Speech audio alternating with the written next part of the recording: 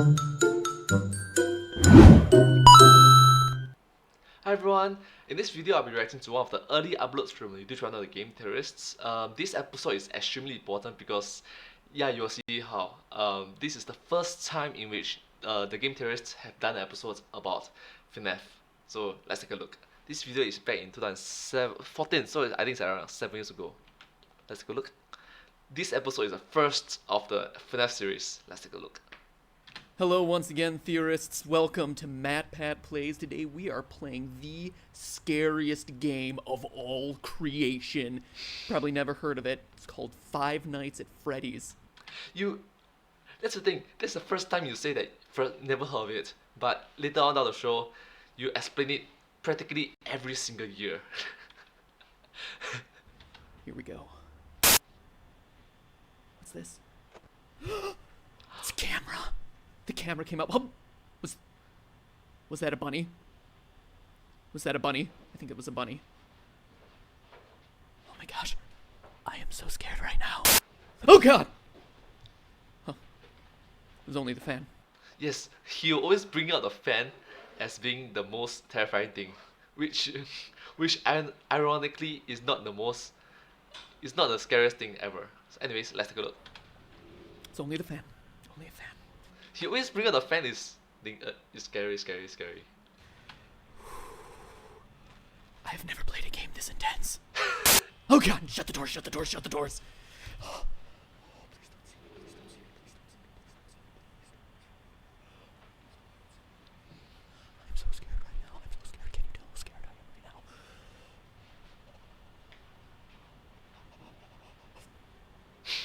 Okay, we're good. Oh! Fan. Just the fan. Just the fan. I don't know about you, but every time the camera makes the sound to come up, I pee a little bit in my pants. What? That's it? That's it? It's a Ouch! jump scare? It's a little bunny rabbit jump scare. Wow! Really? Really? Alright. I mean, oh god, it's so terrifying. Oh, there's the bunny rabbit, shut my door. Man, this is truly compelling gameplay. Yep, very compelling for you to make an episode practically every single year. Yes. Oh my gosh, guys, I'm almost out of power. 11% and it's 5 a.m. I don't know if I'm gonna make it. Oh, please don't get me Freddy. Please don't get me Freddy. Come on. Is this what it takes to get views on YouTube? Oh. What is this?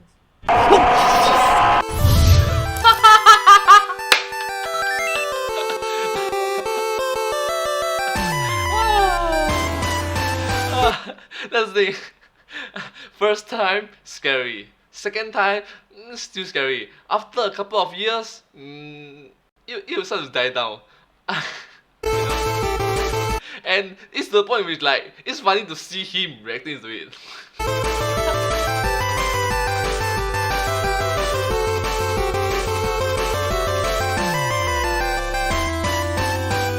Hello, Internet! Welcome to Game Theory, Hello! where fear is our middle name. Matthew Fear Patrick. It's a very strange name. Okay, I'll admit it, I didn't give Five Nights at Freddy's enough credit when it first came out. A few jump scares from creatures that, aren't that scary. People overreacting to it on YouTube. Meh, pass. But then when I asked you about it, you showed overwhelming support for an episode on the game on Twitter, so I began to dig a little deeper and deeper. And what I found was some of the most interesting. Yes, you dig a little too deep. You dig for years. That's how deep you dig. That's how deep you dig. And you keep on digging. interesting storytelling, Dark. most Sorry. intriguing mysteries, and most disturbing events I'd read about in a long time. Now, if you were just to play the game straight through 5 days, the story would actually come across as pretty superficial. You're the new night guard watching the security cameras at a Chuck E. Cheese-style restaurant called Freddy Fazbear's Pizza. 4 animatronics roam the halls at night because the owners don't want their servos to lock up. Bad news is, you can't let them near you, or else they'll kill you on the spot because you look like a naked endoskeleton. Ow, ow! Show them those circuits! Apparently, one of them bit someone back in 87, presumably 1987, and the past guard leaves you Oh my god, his theory right now is so big. It's like a baby, you know, it's like a baby theory. Aww, that beats you. It's not a beats you, it's a beats you, you know. recorded phone messages to act as your tutorial, that is, as much as he could record before he got himself killed. And that's it! Oh, are you sure? Are you sure? Are you sure? Or maybe he purposely does it. Stay 5 nights, collect your paycheck, done, game over, play something new. But playing it that way is doing the game a huge disservice, because that's not even scratching the surface. If you're really observant, you start to unravel the layers of unsolved mysteries around this place. You find that there's a 5th animatronic, that posters on the wall will change randomly, that news clippings appear and disappear, telling the dark secrets of this twisted place. I love it when you say that there's the 5th animatronics. It's like, no. Right now, there seems to be more animatronics characters than there are what Pokemon are there. Seems to be, you know. That's how much it have grown. That's why I say that this first episode is so important. Putting it all together, here's the rest of the story. Freddy Fazbear's Pizza, once a popular restaurant, fell into hard times when 5 children went missing there after being lured to a back room by a man dressed in a character costume. Though a suspect was caught and convicted, the bodies of the children were never recovered. The pizzeria was also threatened with shutdown due to sanitation complaints, as foul odors started to come from the animatronics, blood and mucus oozing from their eyes and mouths. The last article, written years after the incident, states that the pizzeria would finally be closed by year end. In addition to the core 4 robots, Chica, Bonnie, Freddy, and Foxy, there's also a 5th, unofficially referred to as Golden Freddy. Ignoring the rules of physics, Golden Freddy appears and disappears at will, can inexplicably travel through doors, wherever, causing strange hallucinations. And when he attacks you, you're not taken to the typical game over screen. Your game crashes. So that's unsettling. And there's also strange messages appearing on the walls, repeating the words, "It's me." According to the game's creator, the place is indeed haunted by what we can only assume to be the spirits of the 5 lost children. Oh, no, it's not 5, it's not 5, it's not 5. Just saying.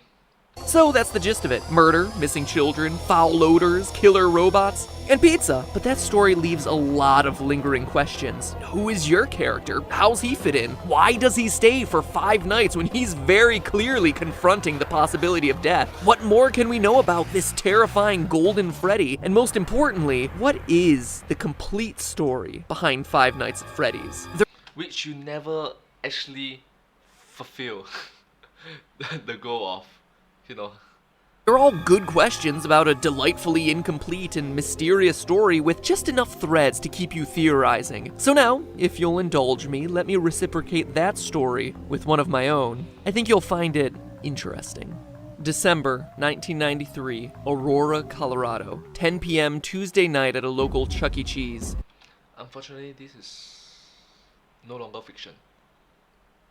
This part, we must take it with a grain of salt. Let's get ready. Viewer discretion is advised. So sorry.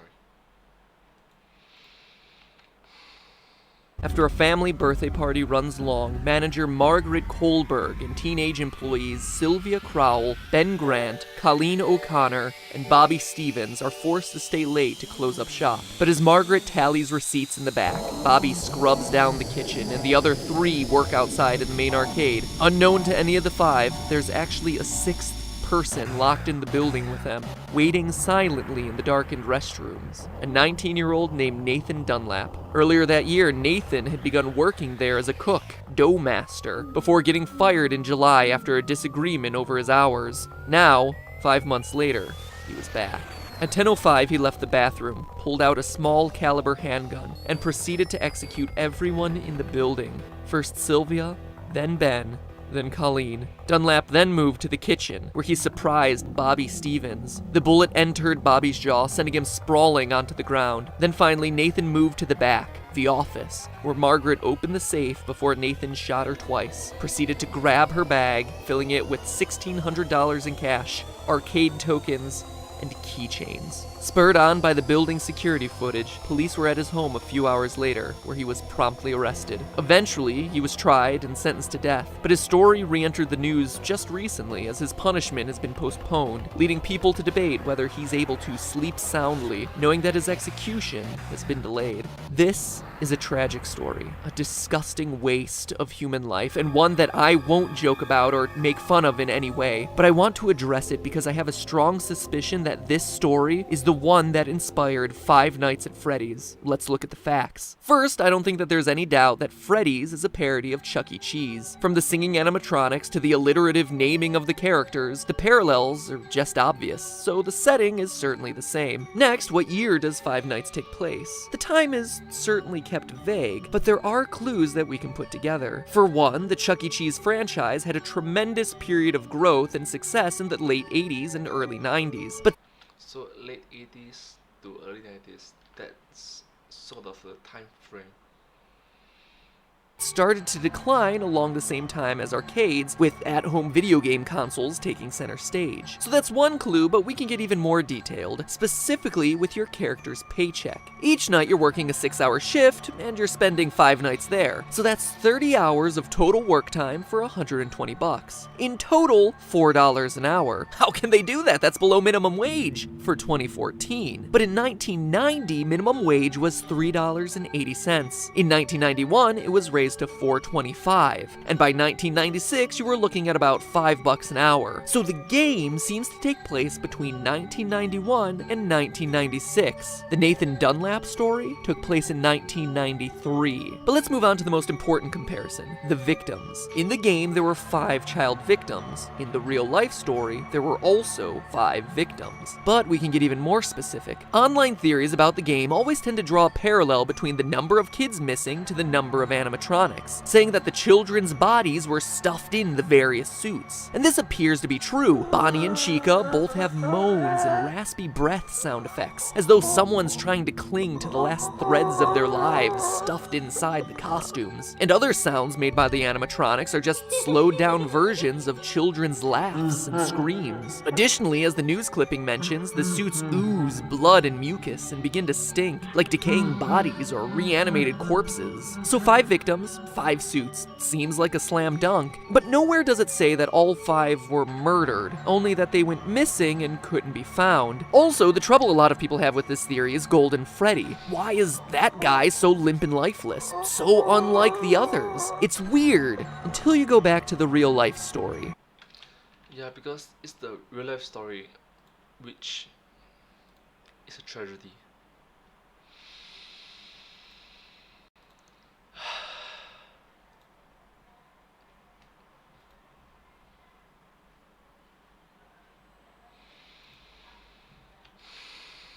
Yes, there were 5 people shot that night in Chuck E. Cheese, which matches the 5 victims in Freddy's story, but of those, 1 survived. Bobby, the one from the kitchen, miraculously survived the shot to his jaw. After he was knocked to the floor by the bullet, he went limp, played dead, to avoid the killer coming back to finish the job. And that relates exactly to the advice you're given on night 3 by the phone guy. Try playing dead. You know, go limp. Again, let me reiterate that I'm not trying to make light of the real-life events by comparing them to bear costumes and animatronics, but I do want to point out that these similarities do exist. And what else is limp and appears to be a lifeless, empty suit in the game? Golden Freddy. Surviving the attack, Bobby was able to go to trial and be a damning piece of evidence in the case against Nathan Dunlap, ultimately leading to his death sentence. Which animatronic surprises you by appearing randomly? The one you don't expect and has no clear pattern?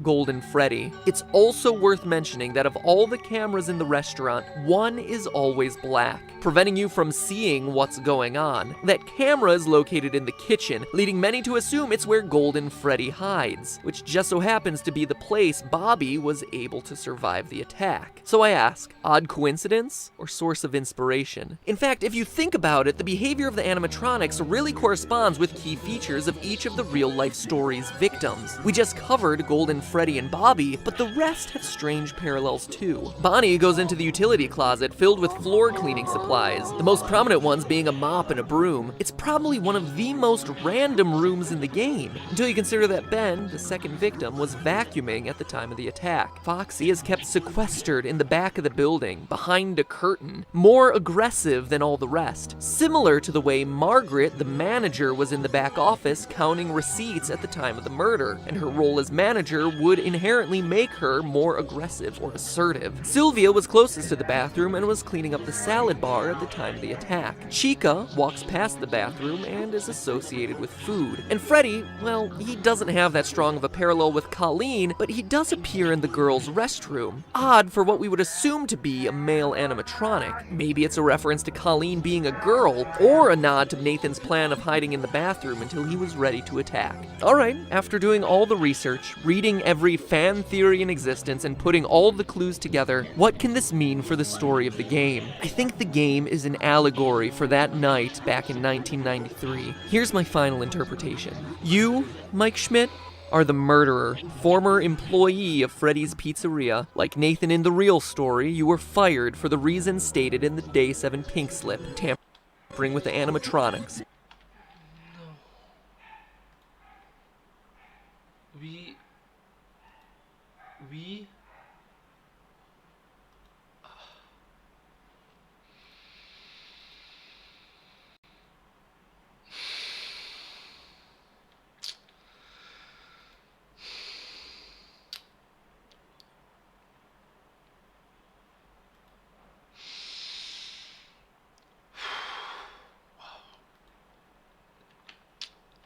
being unprofessional, odor. Maybe it was your tampering with the robots that caused the infamous bite of 87. Regardless, like Nathan, you were mad and wanted to get even. So you lured children to the back using a costume, killed them, stuffed their bodies into the animatronic suits, hoping to get the place shut down, then left. Notice that the newspaper clippings never say it's an employee of the company luring the children away, but we know it must have been someone with access and knowledge of the employees only section of the building.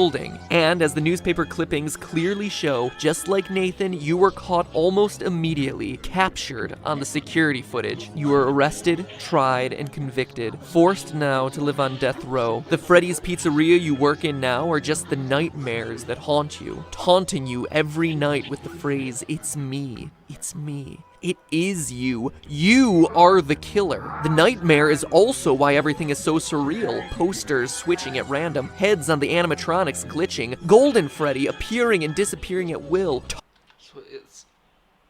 So the theory is that it is a nightmare. Right. Haunting you as the one that got away. It's also why you're only at the pizzeria from midnight to 6 a.m. every night. It's a nightmare. It's in your sleep. It's a place you created, a restaurant long closed as evidenced by the spider webs, and overrun with angry spirits out for revenge on you, and you alone as the one who took their lives, as evidenced by them completely ignoring the naked endoskeleton elsewhere in the building. It's also a place you can't escape from, why you find yourself back there night after night, even after you complete your 5 nights. See you back next week, the ending text goes. You're unable to leave this terror, the threat of death, the guilt, because it never ends. And in a delightfully ironic twist, your personal hell forces you to supervise the exact same security footage that led to your capture in the first place. But hey, that's just a theory. What does the fox say? A game theory. Sweet dreams.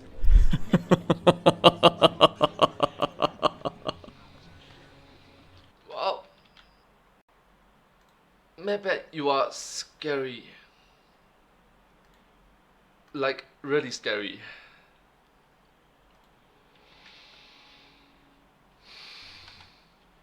You know what October reminds me of?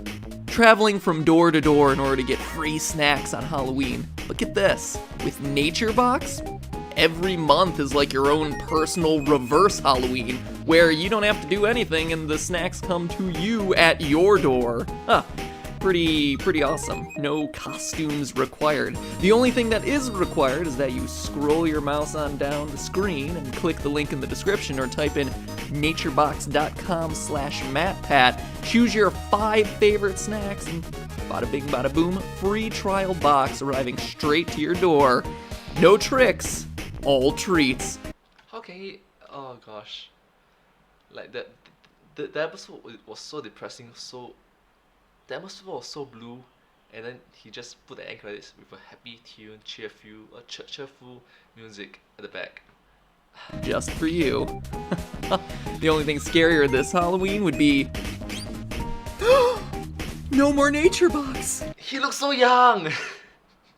He looks so young and slim. Just saying. You know. You understand what I mean, don't you?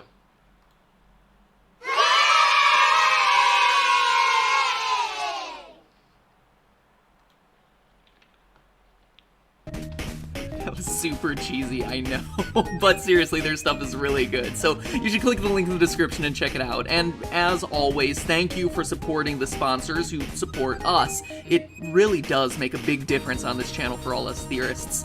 And now, if you'll excuse me, I need to go hide under the covers and rock myself to sleep because this episode was kind of creepy. And it's really dark in here, and I've never been good with the dark. So, yeah, I'm gonna go now. Yep, you're scary. And fun fact, this is not the first time and it's not the last time that you're gonna play FNAF and do a game theory episode about it. Just saying.